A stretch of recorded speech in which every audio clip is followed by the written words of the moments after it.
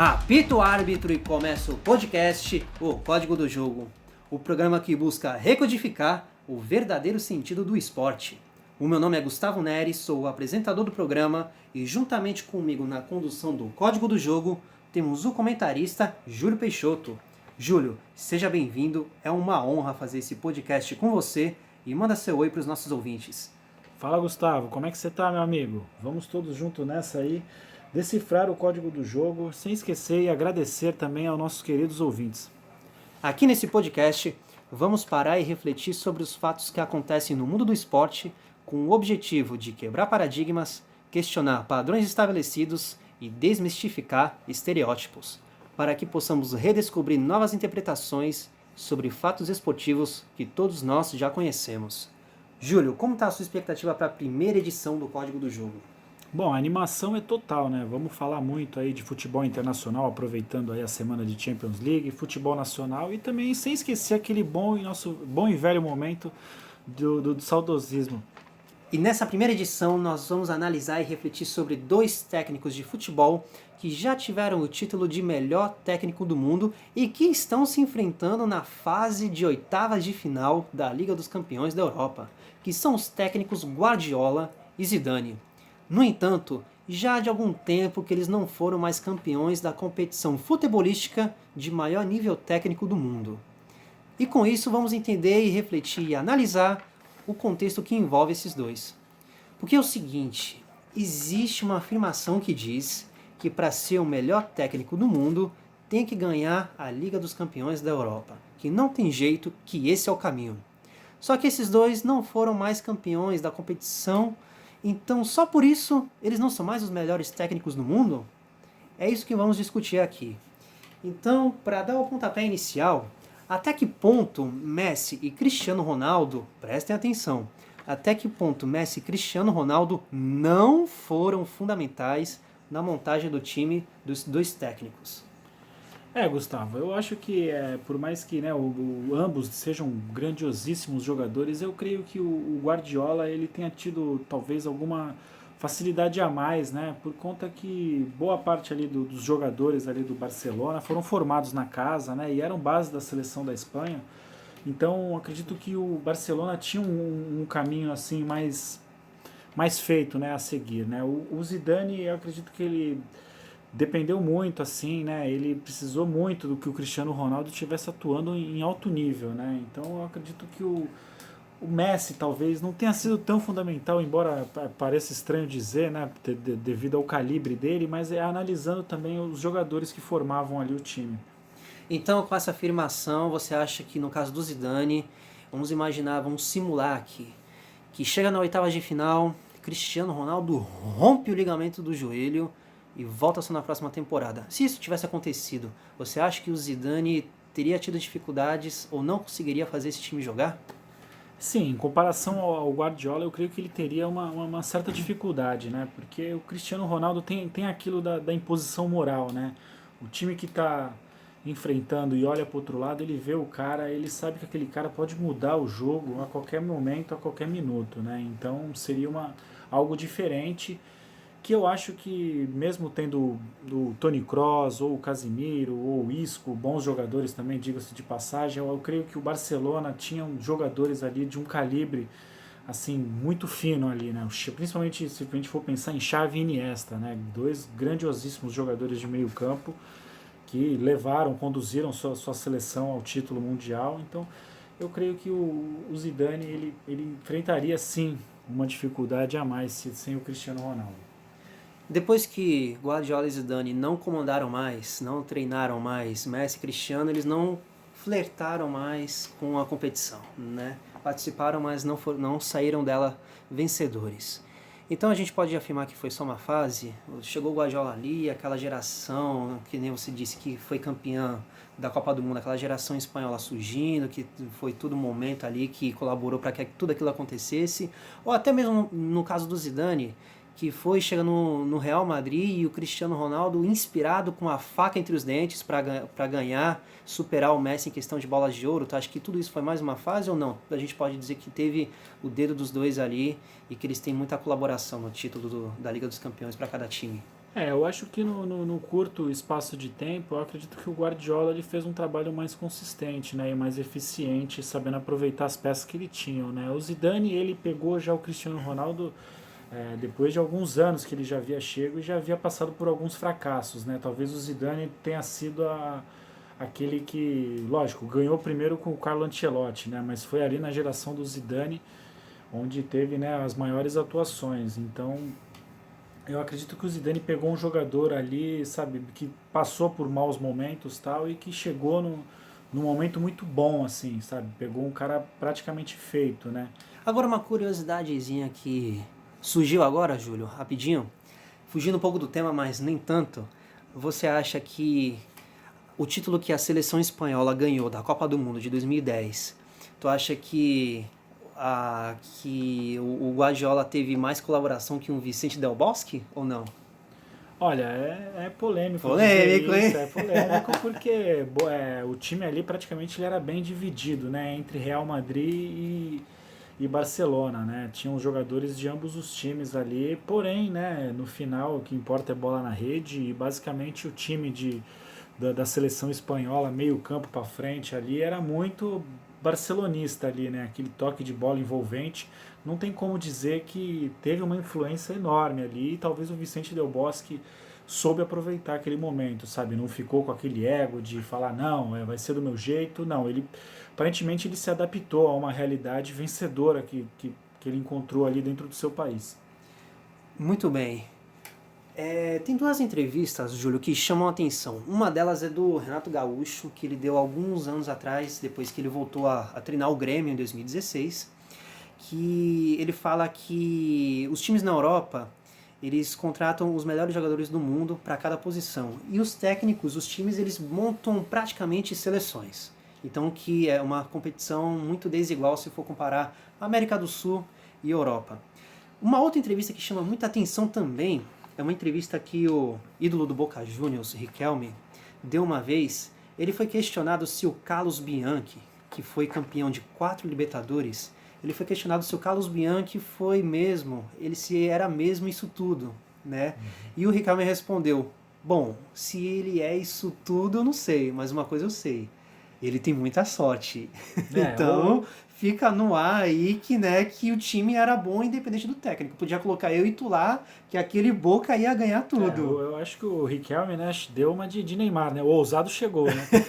Porque. Mas tu acha que isso se aplica ao Barcelona ali de 2010 e ao Real de 2016, 17, 18? Se, independente do técnico que tivesse, aquele time ia brilhar ou não? Aquele time precisava desses dois naquele momento? Eu acredito que naquele momento precisava dos dois e a própria história do futebol nos mostra isso, né? Se você pegar, né, entrando um pouco do lado saudosista, você pega o Santos ali, também encontrou uma turma de jogadores ali que de repente encaixaram e nada conseguia fazer eles pararem, né?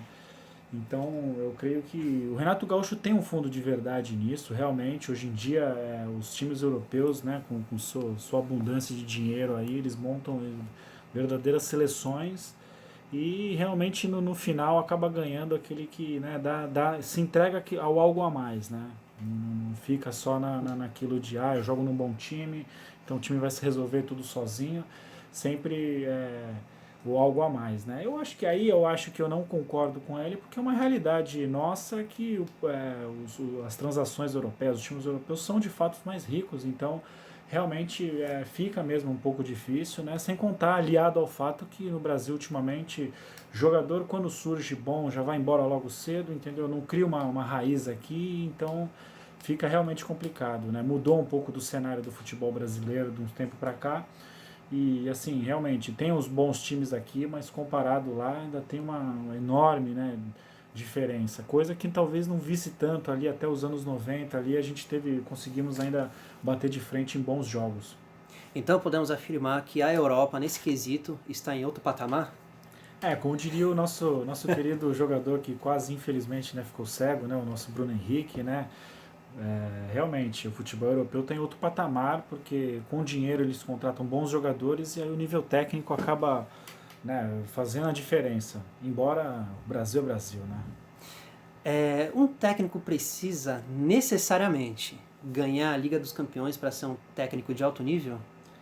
Olha, eu acho que não, cara. Eu acho que, assim, lógico, é um título importante, entendeu? É onde você acaba, né, demonstrando todo o seu valor, né? Mas a gente tem uns casos aí de técnicos que ganharam e depois de algum tempo nunca mais ouviu falar, né? Um caso é aquele o Roberto Di Matteo do Chelsea que ganhou e nem de longe em algum momento chegaram a cogitar ele como o melhor técnico do mundo. Né? Até o técnico que foi campeão pelo Barcelona também, né? Que comandou o Ronaldinho. É, o Frank Rijkaard também, ele também é outro cara que aí que entra na discussão de jogadores que realmente fecham com o técnico, né? Eles pegam e não sei, talvez se vem alguma deficiência no técnico e fala não, nós vamos porque também nossa carreira também está em jogo, né? Que não vai adiantar nada a gente também fazer um mau trabalho que vai refletir nas nossas carreiras, né? E o Frank Rijkaard também, depois do Barcelona, embora tenha sido um bom jogador, né? Na época que jogava e tal, ele, como técnico ali, acredito que ele deu uma sorte, digamos assim, de pegar um elenco, né? Não só o Ronaldinho, né? Tinha toda uma estrutura ali com o Puyol, o Deco, o Ludovic Giuli, Samuel Eto'o, então... Mas depois que ele saiu, nunca conseguiu fazer grandes trabalhos. Um outro exemplo que a gente pode pegar, levando para o outro lado agora, é do próprio técnico do Liverpool, Jürgen Klopp, né? Ele é o atual campeão da Liga dos Campeões, né? Mas até então ele não era. Então só Sim, por isso ele não poderia ser um dos melhores, um bom técnico, um técnico de alto nível só por não ter ganhado essa competição, né? Sendo que ele já chegou na final em 2012, em 2013, desculpa, na temporada 2012-2013 pelo Dortmund, chegou à final e foi vice. sim, E foi vice de novo pro Real Madrid, que foi até que a gente citou aqui um pouco antes, né? Que teve aquele episódio lá que Sérgio Ramos chegou e fez aquilo sim, com o Salah. levou o braço do Salah para a Espanha, junto com a taça. É, eu acredito que no caso do Klopp aí também tem essa, né? Foi um trabalho a longo prazo, né? Ele foi aprendendo, foi evoluindo, né? E tem profissionais, pessoas na própria vida que só acaba vencendo depois de passar por algumas derrotas, algumas situações amarguradas, né? Esse caso do Salah mesmo assim foi chocou a todos, né? Causou uma grande revolta porque parece que foi específico para tirar a moral do time do Liverpool, tirarem o jogador que passava pela melhor fase, né? Que o cara que a bola caía no pé, de onde chutava e era gol.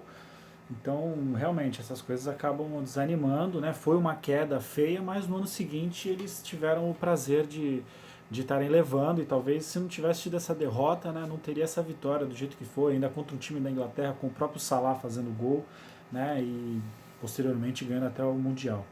A gente pode até citar um exemplo que aconteceu aqui mesmo no Brasil, na última temporada, né? O Jorge Sampaoli, Sim, que conseguiu a façanha do time ser... O Sampaoli ele conseguiu a façanha de ser o vice-campeão com mais pontos. sim, ele bom, falar do Sampaoli, né? Ele também, ele fez um ótimo trabalho. Acredito que a preparação física do time do Santos foi formidável ali. Não sei quem é os responsáveis ali pela preparação física, mas você notava que o jogador do Santos ali quase não se machucava, né? Então levou realmente, né? Infelizmente ele optou por não dar continuidade, né? Teve seus problemas aí com o presidente do Santos, né? E resolveu sair, né? Acredito que se ele continuasse seria um franco candidato ao título da Libertadores, mas optou por sair e no Atlético Mineiro vamos ver, né? Ele vai ter uma outra oportunidade para estar mostrando o seu valor, né? E treinando também um time que tem uma estrutura, uma boa estrutura, né? E vamos ver se ele consegue desempenhar algo parecido com o que fez no Santos. E agora, só aproveitando aqui, é mais uma outra curiosidade que surge, assim, né? Esporadicamente, já que a gente está falando de Barcelona, Real Madrid, Guardiola, Zidane, Messi, Cristiano, eu queria saber a tua opinião, Júlio.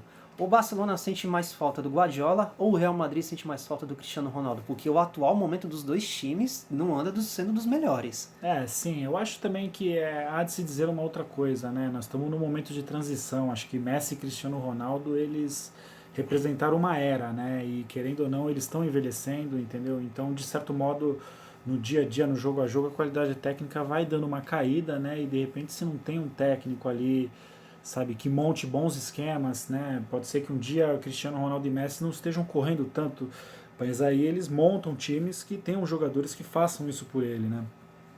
Eu acho que o Barcelona, assim, eu acho que ambos, assim, então, ao seu modo, estão sentindo muito essa queda aí. E acho que eles vão se classificar para as quartas? Tu acha que o Barcelona passa pelo Napoli e o Real passa pelo City? Eu acho que, né, nesse caminho aí o Barcelona está um pouco mais fácil, né? Vai jogar em casa, né, contra o Napoli, um time histórico aí da Itália, onde jogou Maradona, e eu acho que eles não vão ter grandes dificuldades em estar vencendo o jogo. Eu acho que o Real Madrid sim que vai pegar um jogo mais cascudo, né, na qual no primeiro jogo eu acredito que se o Zidane não tivesse tirado o Vinícius Júnior, acho que o Real Madrid teria conseguido atacar mais, ou quem sabe até fazer outro gol, mas não, ele optou por tirar o melhor do time ali, e aí acabou tomando a virada. Acho que eles vão enfrentar uma grande dificuldade, né? Fora o contexto histórico, né? Guardiola contra Real Madrid, né? Então, eu acho que pode acontecer de tudo, mas o Real Madrid vai ter que ter uma superação imensa. Agora, para fechar esse assunto, chegamos à decodificação de que um técnico de alto nível não precisa necessariamente ser campeão da Liga dos Campeões, mas a equipe que treina tem que mostrar um bom desempenho dentro de campo, partindo do ponto de vista de um conjunto muito bem armado, de um time que sabe o que faz com a bola, que sabe se defender quando precisa, que consegue fazer a transição de bola da defesa para o meio até o ataque, de um time que faz triangulações em suas jogadas, que define bem e que tem as suas convicções muito bem estabelecidas. A outra conclusão que tiramos também é que se um técnico tem o título de melhor treinador do mundo por ter sido da Liga dos Campeões, nem sempre quer dizer que ele é o melhor técnico, mas quer dizer que ele teve um bom trabalho naquela temporada. Como foi o caso do Roberto Di Matteo, por exemplo. Sim, ele chegou ali praticamente na metade do ano e conseguiu guiar ali, entendeu? Naquele momento, para aquela situação do Chelsea, né, com aquela geração Drogba, Lampard, John Terry e Peter Cech, deu um direcionamento para eles ganharem o título, né? Acredito muito que aconteça essas coisas, entendeu? Aquele momento foi totalmente propício ao desenvolvimento daquele trabalho para o técnico. E agora vamos montar aqui o time do Código do Jogo. E o nosso técnico não vai ser o Guardiola e nem o Zidane. O treinador que vai escolher os jogadores, posição por posição, vai ser o Júlio. Que momento, hein, Júlio? Opa. De comentarista para técnico. Nossa, adoro. Vamos fazer aí um pitaco aí, né? Vamos elogiar quem tem que elogiar e vamos criticar também quem tem que criticar, né? São muitas opções e vamos nessa. Agora vamos pegar as equipes de Guardiola e Zidane que venceram a Champions e fazer a escalação do Código do Jogo. Agora o podcast escala. Júlio no gol, Victor Valdés ou Keylor Navas? Keylor Navas, né? Embora o Vitor Valdés também tenha sido um jogador da base do Barcelona, ganhou títulos importantes e tal, eu creio que o Keylor Navas ali, até pela estatura, é difícil até compreender como aquele cara consegue ser goleiro. Acredito que ele ajudou muito ali o Real Madrid em alguns momentos, assim. Eu acho que o mérito dele acabou sendo, acho que ele acabou aparecendo um pouco mais que o Vitor Valdés nesse período, né? Na lateral direita, qual Daniel você prefere? Daniel Carvajal ou Daniel Alves? Prefiro o nosso querido Daniel Alves, né? O nosso bom baiano, né? Um jogador que corre muito e, assim, um jogador que, se tem um cara bom do lado dele, ele desempenha um futebol maravilhoso, né? Ele tinha o Messi ao lado dele e com certeza essa dupla aí foi uma das duplas mais formidáveis aí do futebol, Daniel Alves e Messi ali, um grande companheirismo ali de ambos. Acha que ele chega até a Copa de 2022? Olha, é difícil, eu não sei muito o que pensar agora, porque na verdade o Daniel Alves ele tem jogado de meia no São Paulo, né? E está sendo convocado como lateral direito, mas aí é uma discussão para os próximos podcasts, né? Muito bem. Na zaga, Piquet ou Sérgio Ramos? Se pudesse, essa seria a zaga ideal, né? Mas eu acredito que o Sérgio Ramos, ainda mesmo ele sendo um jogador um tanto quanto polêmico, né, meio maldoso em alguns momentos, eu acredito que o Sérgio Ramos, assim, ele tem uma garra, uma vontade de vencer, entendeu? E um pouquinho maior, assim. Eu preferiria ele do que o querido Piquet. Puyol ou Varane? Eu aí o Puyol, né? Porque o Puyol é um grande símbolo, né, do futebol catalão, né, um jogador exemplar, né, um profissional, e você vê vídeos dele e tal em momentos da carreira dele, ele muito valorizando os companheiros de time, valorizando adversários, né, tem um lance lá que joga um isqueiro no Piquet no Santiago Bernabéu, o Piquet vai querer entregar para o juiz, ele pega e joga fora joga fora do campo, sabe? Era um cara que vivia ali o campo, jogava muito, eu acredito que em comparação ao Rafael Varane, né? Ambos campeões do mundo, né? Eu acredito que o o Puyol vá melhor. Você que acompanha futebol há muito tempo, o Puyol estaria no teu top 3 de capitão? Não sei se chegaria tanto assim, entendeu? Talvez ele seria aquele jogador que faz parte do plantel, mas não é relacionado, sabe? Ele estaria ali no treino, no dia a dia, entendeu? Ele é um cara, acredito que maravilhoso ali para ter no grupo ali, entendeu? De bons jogadores, ele é um cara muito bom, entendeu? Muito daquilo que ele passa de caráter, de hombridade. Na lateral esquerda, Marcelo ou Abidal? Eu prefiro também o nosso brasileiro Marcelo, né? Um lateral consagrado, né? O Abidal não jogou, né, há algum tempo e tal, mas era aquele jogador que todo time tem, né? Aquele jogador, principalmente nesses times muito bons assim, sempre tem um jogador que é mais não é tão bom tecnicamente, mas que acaba, né, desenvolvendo um bom futebol, porque os caras que estão do lado dele não tem como o cara ir mal, né? Entendeu? Ele seria o Ilharão, no caso. Olha, polêmico, é polêmico porque há quem defenda o William Arão com unhas e dentes, né? Eu não, eu acho que caberia a esse fato aí sim, ao William Arão, que é um cara que é aquele tipo de jogador que evolui se tem jogador bom do lado dele. Muito bem, ali de primeiro volante, Sérgio Busquets ou Carlos Henrique Casemiro? Pergunta difícil, hein? Porque, olha, ambos ali ótimos jogadores, né? O Busquets, no caso, formado na base do Barcelona. Essa aí você me complicou. Eu vou de Busquets, porque talvez, né, o Casemiro muito tenha se inspirado no Busquets, né? Porque o Busquets acabou, né?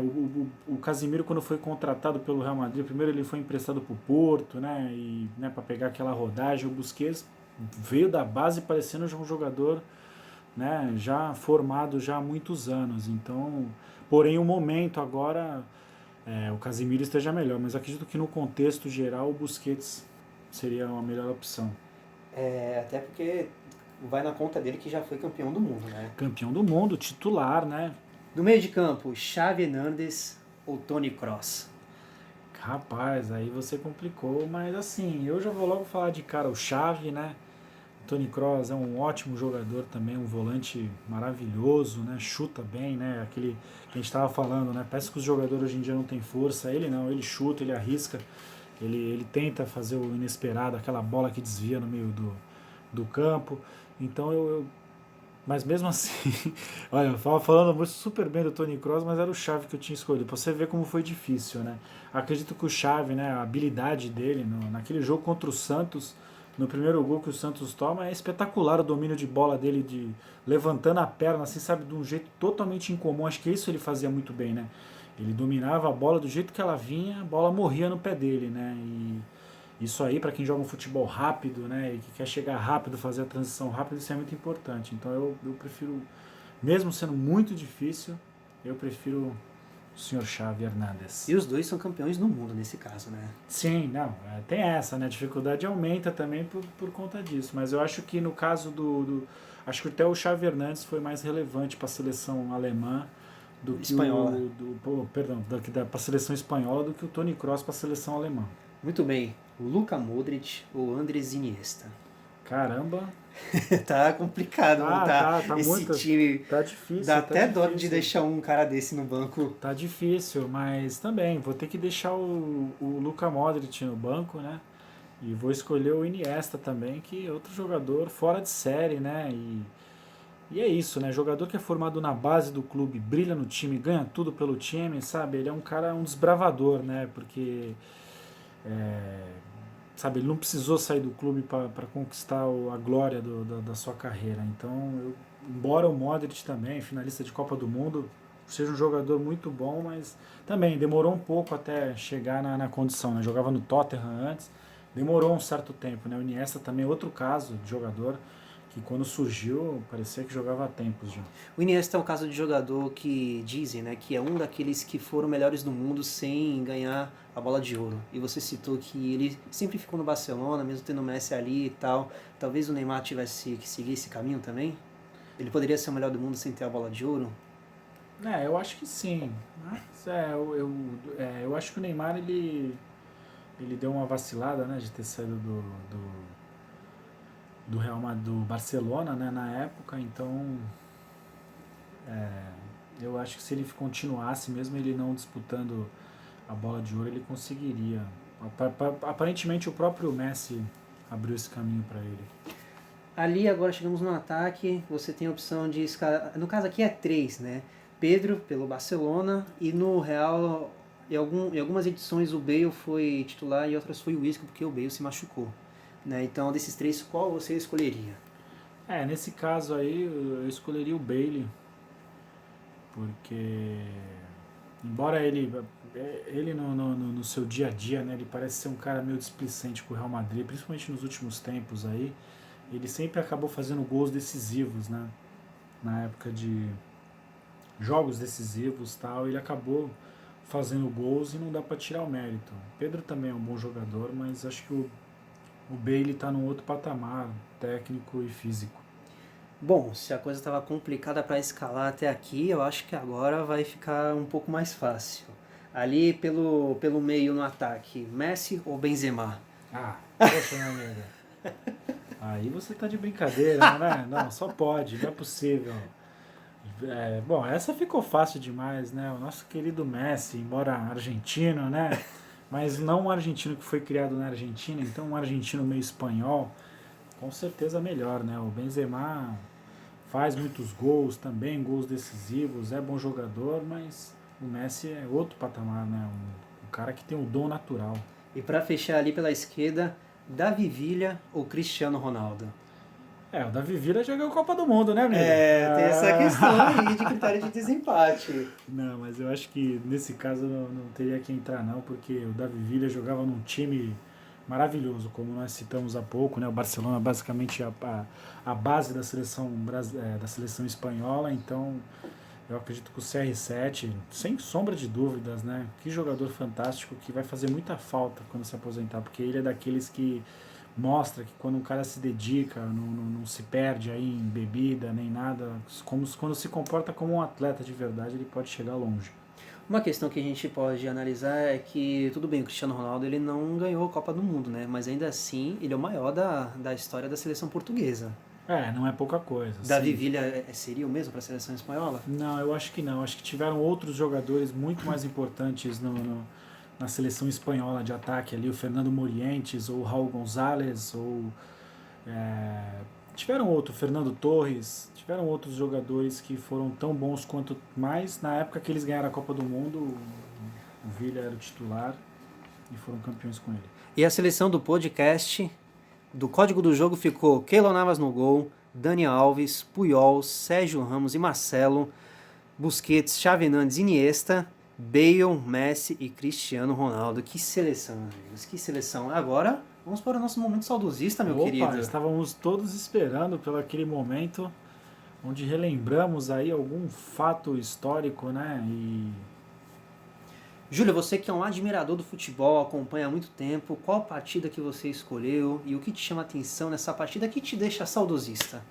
Bom, vamos lá, né? A gente aproveitando, né, que nas próximas semanas aí teremos jogos de alguns times europeus aí muito, né, renomados, né? Pegamos o Bayern de Munique em específico, o time alemão, que já ganhou a Champions League por 5 vezes, e escolhemos um jogo que infelizmente não vamos poder, né, trazer felicidades para aqueles que gostam do Bayern de Munique, porque foi um dia de derrota, né? A famosa final da Champions League da temporada 98-99, disputada no dia 26 de maio de 99, entre Manchester United e Bayern de Munique. E o curioso desse jogo é que ambos os times, né, entraram com desfalques importantes, né? Pelo lado do Bayern de Munique, o Elber, atacante brasileiro, faro de gol muito grande, não estava jogando por conta de lesão, e do lado do Manchester United, Paul Scholes e Roy Keane não fizeram as partidas. Roy Keane é aquele mesmo que no final do ano fez o gol contra o Palmeiras. Foi, que desfalque, Paul Scholes não estava na final, era...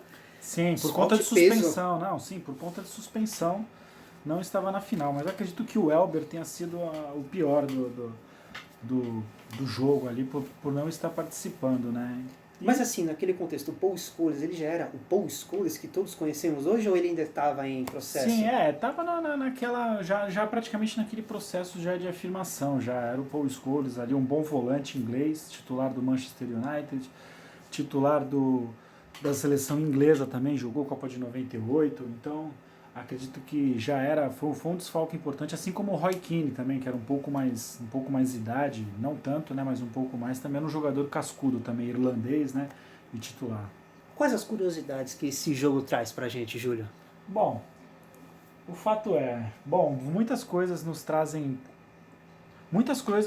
de curiosidade desse jogo, né? A primeira delas é que o jogo foi disputado no estádio do Barcelona, né, para praticamente quase 100 mil pessoas, e o Bayern de Munique e Manchester, né, com seus desfalques, né, começaram o jogo e assim, o jogo teve uma virada histórica, né, pois o Bayern de Munique saiu ganhando no primeiro tempo, logo aos 5 minutos, saiu abrindo o placar, né? E a partida foi indo até praticamente não, até os 45 do segundo tempo, aquele placar, torcida alemã comemorando, né? O título, porém aos 46 e aos 48 o impossível aconteceu aquela noite. 46 e 48? Sim, como se o próprio bruxo tivesse presente no Camp Nou, viu? Porque foi um milagre daqueles, né? Ted Sheringham empatou o jogo num lance que o goleiro estava na área também, o grande Peter Schmeichel. E pouco tempo depois o Ole Gunnar Solskjaer, que hoje em dia é técnico do próprio Manchester United, deu fim ao jogo, né, e fez uma virada incrível, né? Lembrando que o Manchester United ganhou a Champions League no final do ano, ganhou do Palmeiras também, né? Um gol do Roy Keane, né? Ajudou um pouco de hoje em dia do nosso folclore, né? Sobre aquela música do Palmeiras não tem mundial, cooperou, né? Ativamente naquela, né? E algumas coisas também chamam a atenção também. Por exemplo, o árbitro daquela partida foi o mesmo quando o Brasil foi pentacampeão, né? O Pierluigi Collina, né? Um árbitro que só de olhar para ele dava muito medo. Ô, louco! Né? Sim, ele era... Nossa, tem vários vídeos dele parecendo ser bem agressivo com os jogadores na hora de falar que foi falta e tudo mais, né? Naquela edição da Champions League, um artilheiro ucraniano que depois vira também a ser campeão da Champions League, chamado Andrei Shevchenko, né? Querido Shevchenko, que jogou com o Kaká no Milan, né? Aquele super time também, foi artilheiro daquela edição com 8 gols. E o Bayern de Munique em si, né, que estava 23 anos na fila, continuou mais um pouquinho, né? Quando ia fazer, né, o aniversário de 25 anos, aí eles conseguiram quebrar contra o Valência, né? E outra curiosidade também é o goleiro da final do Bayern de Munique, o Oliver Kahn, né, posteriormente foi eleito melhor jogador da Copa do Mundo de 2002, mesmo entregando aquele primeiro gol para o Brasil. E o fenômeno não perdoou, né? Não perdoou, quem perdoa é Deus. Aliás, né, falando até um pouco de Deus e subindo um pouco mais, depois dessa final, né, o senhor Alex Ferguson, o escocês, né, ele recebeu um título na Inglaterra lá de Sir, né, que é uma honraria imensa lá na Inglaterra por ter ganhado a FA Cup, a Premier League e a Champions League. Logo em seguida a rainha concedeu esse título, virando conhecidamente como Sir Alex Ferguson. Caramba! Tivemos também, né, curiosamente, também voltando ao fato Palmeiras também, uma semana depois o Palmeiras foi campeão da Libertadores, né, desse jogo, fazendo aquela final no Japão, que, embora muito disputada, o Palmeiras perdeu. O que me lembra um pouco, né, fazendo uma comparação que não é uma comparação assim tão justa, porque o Manchester ele vira, né? Mas o tempo que os 2 gols que faz, bem no finalzinho do jogo, lembra até um pouco dos gols que o Flamengo fez em cima do River Plate, né? Que foi bem no finalzinho. Sim, sim. Para ilustrar um pouco, né? Sim, podemos dizer que foi idêntica a história, né? No final do jogo e... Embora, né, se tivesse só empatado já seria um bom negócio, né? Que iriam para a prorrogação, né? Eles foram além, né? Eles foram lá e mesmo após fazer o gol, acho que eles ainda estavam empolgados naquela pilha de ir para cima, foram e conseguiram fazer o gol da virada, né? Para desespero, né, dos alemães. Muito se fala que o River Plate merecia ganhar o título porque jogou a final melhor que o Flamengo e que o Gabigol brilhou no final, né? Tem gente que fala isso e que não fosse tão justo o Flamengo ser campeão. Né? Nesse caso, o Manchester foi campeão. Foi justo o Manchester United ser campeão? Eu acredito que sim. Jogou porque... melhor, afinal? Não digo que jogou melhor, acho que o jogo foi parelho, né? Eu acho que, na verdade, o Bayern é que acabou surpreendendo, porque, né, voltamos a repetir, estava sem o Elber, que na época era o grande artilheiro do time, né? Então, eles mesmo assim, eles tiveram oportunidade de fazer o segundo gol ainda, mandaram bola na trave, e eu acho que o Bayern é que teve uma superação grande. Acho que o natural seria o Manchester mesmo levar, porque tinha um time formidável, com o Ryan Giggs, o David Beckham, que era um ótimo jogador, né? O Olegar, o Solskjaer também, que era um reserva imediato, o Stan, que foi campeão com o Liverpool depois, o Peter Schmeichel, norueguês, também uma muralha também no gol. Então acredito que o natural realmente era o Manchester levar esse título, mas não sei se com tantos problemas. Chegou favorito para a partida? Antes do jogo começar, não? Qual era o favorito ou não tinha? Eu acredito que o Manchester, sim, era o favorito. E o futebol tem dessas, né? Na final também da Champions League de 2005 também, Arsenal e Barcelona. O Barcelona chegou como favorito e antes de sair qualquer gol, o Arsenal teve um jogador expulso, conseguiram fazer 1-0 e seguraram, e só na segunda parte, no final do segundo tempo, o Barcelona fez a virada. O futebol tem dessas, né? Às vezes o time que entra já em campo, já meio taxado já de não tão favorito para o jogo, vai, se supera e consegue surpreender algumas vezes. Agora, para fechar, se você pudesse escolher um jogador de cada time para colocar na sua equipe, qual você escolheria? Quais vocês escolheriam? Um de cada time. Um de cada time. Eu acho que eu escolheria o Oliver Kahn, né, que era goleiro, era um bom goleiro, e ele impunha, né, uma certa respeito ali na área, né, atacante ali, às vezes poderia até tremer ali, né, quando via o Oliver Kahn. E pro lado do Manchester United, embora seja difícil, eu acredito que o Ryan Giggs, embora tenha o Beckham lá, que era um grandiosíssimo jogador, para quem não sabe também, era um ótimo lançador, né? Tinha uma precisão imensa. Acho que o Ryan Giggs ele era um jogador lembrava até um pouco brasileiro, canhoto, rápido e muito ágil, né, nas suas ações. Acredito que seriam os dois jogadores, o Oliver Kahn e o Ryan Giggs. Mais alguns detalhes ou podemos encerrar o nosso momento saudosista? Porque podemos encerrar, né? Já viemos até lembrar, né, que, né, o Manchester United com essa vitória aí no final do ano ele nos ajudou a manter o nosso folclore de hoje em dia e tal, né? Que quem sabe um dia não acabe, né? Que nem era com o Corinthians, né? Na época que não ganhava Libertadores, toda a Libertadores era eliminado, era uma festança e de repente essas brincadeiras acabaram. Então, quem sabe um dia o Palmeiras conquiste o seu Mundial e era só isso mesmo. Quem sabe não reencontra o Manchester em uma final aí. Já pensou? Vai demorar, viu? Porque o Manchester tá numa draga só se for o Manchester City. É verdade. Júlio, vamos falar sobre alguns fatos excêntricos que aconteceu aqui. Um fato excêntrico específico que aconteceu aqui em território brasileiro. Que o artista, o cantor MC Livinho, Lá vem. foi contratado pelo time do Audax para disputar a Série A2 do Paulista. No entanto, ele se aposentou antes mesmo de começar a sua carreira. Foi que nem o da Leste. Cheguei, mas estou saindo fora. Sim, O que você achou desse fato inusitado? É muito inusitado. Na verdade, o inusitado já começa quando o presidente do time do Audax é o Vampeta, né? Essa aí já é o grande.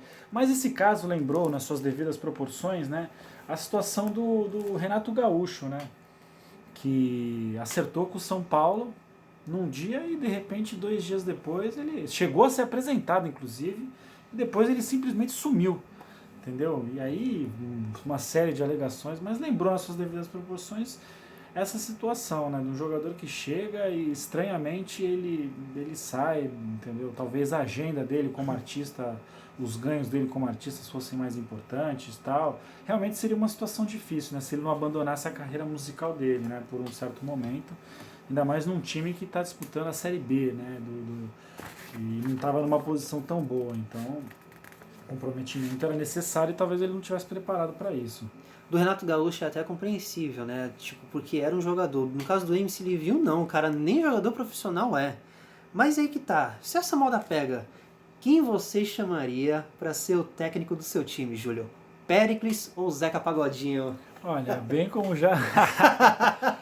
Olha, eu acho que como o Zeca Pagodinho tá mais tempo aí, né, na vida aí, né, comandando muitas resenhas e tal, eu acho que ele seria um ótimo técnico, assim, talvez comparável ao Luxemburgo, né, muito churrasco, né, ganhou um jogo a churrasco, entendeu, empatou na dificuldade a churrasco, festas e tal, né, eu acho que o Periclão aí, ele ficaria por uma outra oportunidade, ou fazendo parte da comissão técnica, né, com toda a sua sutileza, né, aquele seu gingado, né, acho que ele também teria muitas coisas a passar, mas acho que o Zeca Pagodinho comandaria melhor a resenha. Muito bem, deixando um pouco essa parte do cômico e da excêntrico de lado, essa questão do Audax contratar um artista tem uma certa jogada de marketing, né? Porque, querendo ou não, o nome do clube e também do artista teve uma repercussão em muitos veículos de comunicação. Mas além disso, eu fiquei com uma certa impressão de que o mercado de jogadores no Brasil está muito fraco, porque o time preferiu contar com um jogador não profissional, mas que é habilidoso, em detrimento de um jogador profissional. Porque é o seguinte, o Livinho sempre participa desses jogos amistosos de fim de ano. Amigos do Romário contra amigos do Edmundo, amigos do Neto contra amigos do Felipe Melo. E tendo tudo isso em vista, podemos afirmar que os jogadores do mercado brasileiro estão valendo menos que um jogador amador, contanto que seja habilidoso? Eu acho que infelizmente o futebol brasileiro de um tempo para cá passou a visar muito, né, a parte física, né?